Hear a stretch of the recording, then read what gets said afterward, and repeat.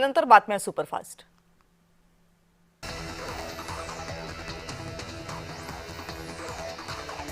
अजित पवार यांच्या अपघाताबाबत अनेक चर्चा होत आहेत आणि असं असताना खासदार बजरंग सोनावणे यांनी एक दावा केलाय। विमान जमिनीला टेकायच्या आत स्फोट झाला, त्यात बॉम्ब होता का असा सवाल बजरंग सोनावणे यांनी उपस्थित केला।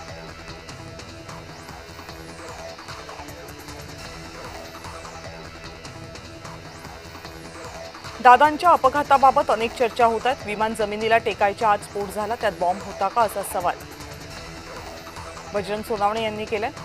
आणि आमच्याकडे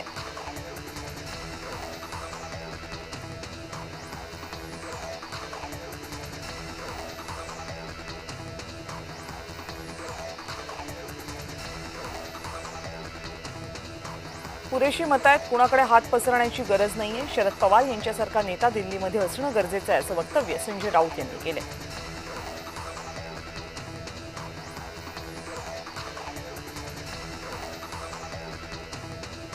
शरद पवार एनडीए सोबत जाणार असल्याचा खळबळजनक दावा मंत्री संजय शिरसाट यांनी केलाय।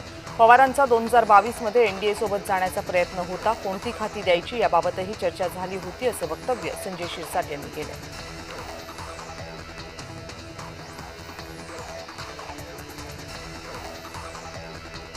मराठी भाषा दिनाच्या कार्यक्रमासाठी मनसेने शिवाजी पार्क पोलीस स्टेशन आणि मुंबई महापालिकेला पत्र दिले।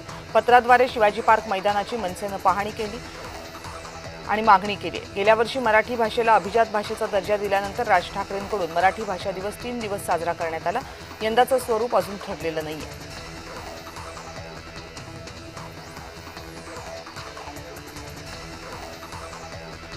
मुंबई महानगरपालिकेतील भाजपच्या महापौर घोषणेचा मुहूर्त ठरलाय। शनिवारी भाजपच्या नगरसेवकांची महापालिका मुख्यालयामध्ये बैठक होईल। बैठकीनंतर मुंबई भाजप अध्यक्ष अमित साटम भाजपच्या पहिल्या महिला महापौराच्या नावाची घोषणा करतील।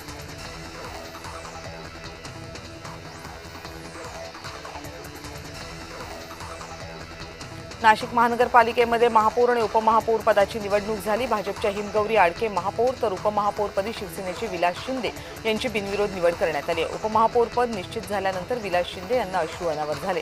ठाकरे गटानं महापौर पदाच्या निवडणुकीतून माघार घेतली।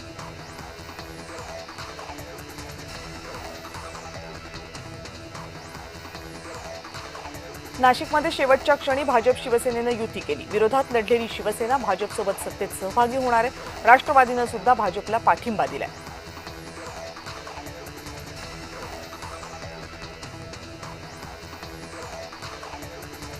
पिंपरी चिंचवडच्या महापौरपदी 2 वेळा बिनविरोध नगरसेवक म्हणून निवडून आलेले रवी लांडगे यांची निवड झाली आहे, तर शर्मिला बाबर यांची उपमहापौरपदी निवड करण्यात आली।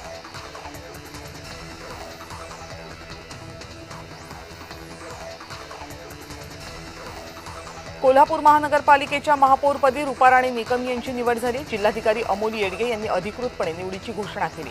भाजपच्या रूपाराणी निकम यांना 46 मतं मिळाली, तर काँग्रेसचे सचिन शेंडे यांना 35 मतं मिळाली।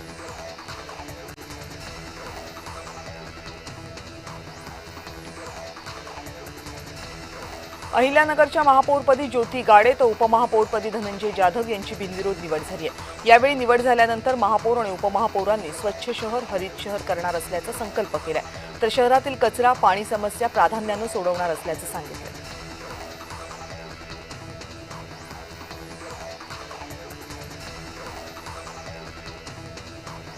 जळगाव महानगरपालिकेच्या महापौरपदी दीपमाला काळे तर उपमहापौरपदी मनोज चौधरी यांची बिनविरोध निवड करण्यात आली आहे। यावेळी त्यांच्या निवडीनंतर जळगाव शहरामध्ये शुभेच्छांचे फलक लावलेले पाहायला मिळाले।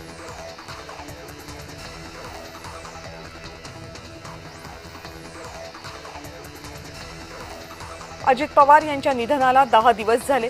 विद्याप्रतिष्ठानमध्ये आयोजित अजित पवारांचा दशक्रिया विधी झाला। शरद पवार, पवार कुटुंबियांमधील सर्व सदस्य यावेळी उपस्थित होते।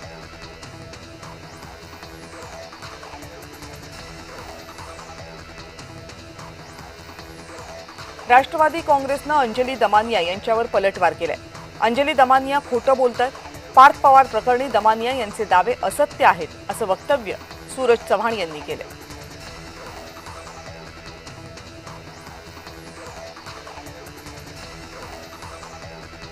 काँग्रेसनं मतदारांचा अपमान केला असं म्हणत हर्षवर्धन सपकाळ यांचा दावा राम कुलकर्णी यांनी खोडून काढला। मतदार भाजपच्या पैशाला भुलतात, हर्षवर्धन सपकाळ यांनी केलेला दावा हा वादामध्ये सापडला.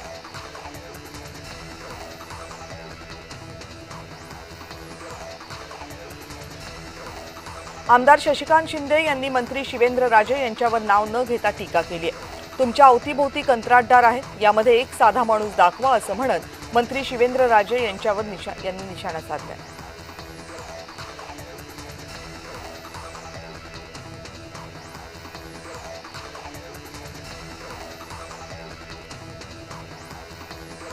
अमरावती महानगरपालिकेच्या महापौर आणि उपमहापौर निवडणुकीपूर्वी युवा स्वाभिमानचे नगरसेवक अंबादेवी मंदिरामध्ये पोहोचले. रवी राणा यांच्या युवा स्वाभिमान पक्षाकडून अमरावतीचे आराध्य दैवत अंबाबाई मंदिरामध्ये महाआरती करण्यात आली. या महाआरतीला युवा स्वाभिमानचे 15 नगरसेवक उपस्थित होते.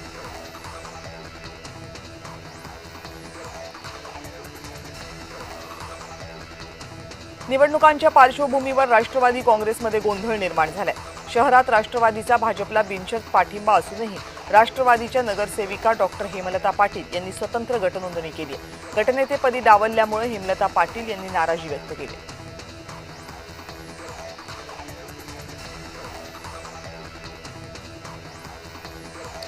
मंत्री शिवेंद्रराजे भोसले यांनी जावळी तालुक्यातल्या करहर इथल्या प्रचारसभेमध्ये जोरदार फटकेबाजी केली.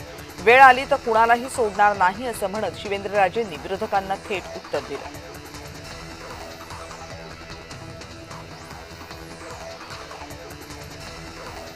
बार्शी तालुक्यातल्या भाजपच्या 6 झेडपी आणि 12 पंचायत समिती निवडून आणणार असा विश्वास बार्शीचे माजी आमदार राजेंद्र राऊत यांनी व्यक्त केला.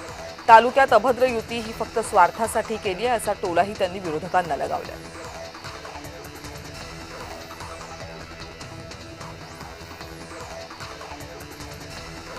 पंढरपूर तालुक्यात वाखरी जिल्हा परिषद गटातून निवडणुकीसाठी अपक्ष उभ्या असलेल्या मालन फाटे यांना बच्चू कडू यांनी जाहीर पाठिंबा दिला. त्यांना मतदान करून मोठ्या मताधिक्यानं विजयी करण्याचं आवाहन त्यांनी मतदारांना केले. मालन फाटे या शेतकऱ्यांच्या न्याय हक्कासाठी लढणारे आमरण उपोषणकर्ते समाधान फाटे यांच्या आई आहेत.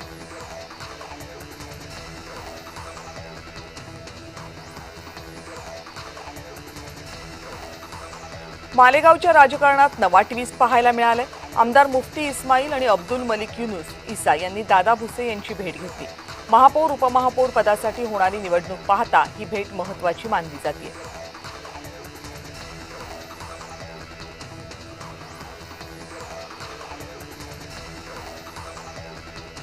महाराष्ट्र पशु आणि मत्स्य विज्ञान विद्यापीठ नागपूर इथल्या कार्यकारी परिषदेवर आमदार डॉक्टर परिणय फुके यांची नियुक्ती करण्यात आली. विद्यापीठ अधिनियम 1996 अंतर्गत करण्यात आलेली ही नियुक्ती 27 जुलै 2030 पर्यंत वैध असेल. पशुवैद्यकीय शिक्षण संशोधन आणि पशुपालकांसाठी उपयुक्त उपक्रमांना त्यांच्या अनुभवाचा लाभ होईल अशी अपेक्षा व्यक्त होते.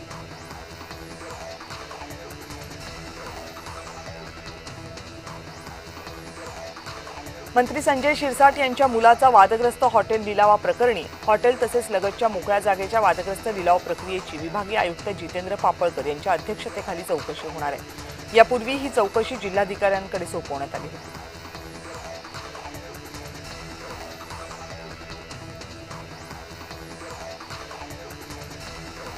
सुनील तटकरेंना मीच निवडून आणलं असं म्हणत रामदास कदम यांनी सुनील तटकरेंवर जोरदार टीका केली आहे. तसंच सुनील तटकरे आणि भास्कर जाधव यांच्यात काहीही फरक नाही असंही रामदास कदम यांनी म्हटलं.